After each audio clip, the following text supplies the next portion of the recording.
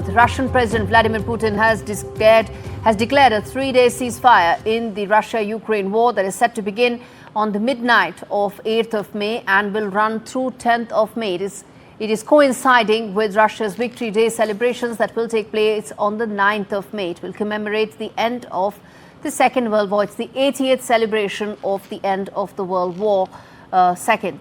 Kremlin says it expects Kyiv to also honor the ceasefire, warning that any violations will be met with a swift response. Moscow also reiterated its call for an unconditional peace talks, claiming it's ready to address the root cause of the conflict and engage in meaningful international dialogue. Now, what does this mean? Why is this significant? Of course, the Victory Day celebration is about Vladimir Putin meeting heads of state. There are about 20 of them that are being invited for this celebration, and which is why this ceasefire is being announced. Tatiana, who's a senior journalist, joins me from Moscow. Romeo Kabir, who's he's the managing editor of the new Ukraine Voice, joins me live from Kyiv. Tatiana, to you first. The fact that it coincides with the Victory Day celebrations is indicative that Mr. Putin does understand how important it is to have the right optics in front of the world, doesn't it?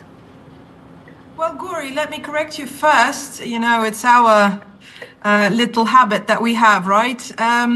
The Victory Day celebrations is actually not about Vladimir Putin meeting heads of state. It's about honoring the millions, the victims lost in this terrible war, and honoring the sacrifice of all of the nations that were involved in it, including Ukraine, which was then part of the Soviet Union, and Ukrainian soldiers fought and lost lives in this war alongside Russian soldiers against Nazi Germany. So it is first and foremost about that. No, it is about just that. It is actually just about that. But the fact is there are about a dozen heads of states and leaders from the world who've been invited to be part of that Victory Day celebration, which is why, to get the global optics right, the ceasefire makes sense. That's what I'm asking. Well, you know, again, as cynical as we can get, I believe that the ceasefire still, first and foremost, makes sense as chance for Ukrainians to also celebrate this day of great sacrifice. Ukraine, as you know, suffered a lot during the Nazi invasion of the Soviet Union. And again, however you might want to spin it, first and foremost, it is about people being able to honor the sacrifice of their, their ancestors. Yes, that's correct. Let me now quickly get in a voice from Kyiv as well. In fact, Mr. Kabir joins me to talk more on this. Mr. Kabir, this comes at a time when there have been several calls in the past about a ceasefire that was on the table, but the talks didn't proceed further.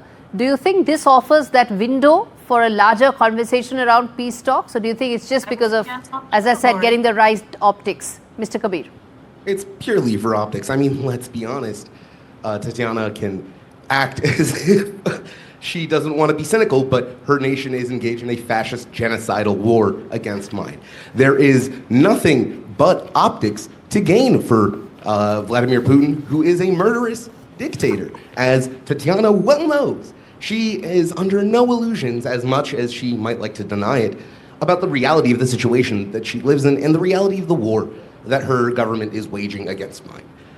There was never going to be any shot of peace as long as Vladimir Putin keeps on his murderous rampage throughout Ukraine. He has, as he has had from day one, from 2014, the immense power to end all conflict and fighting in Ukraine by the simple measure of removing all Russian uniformed soldiers from Ukrainian territory.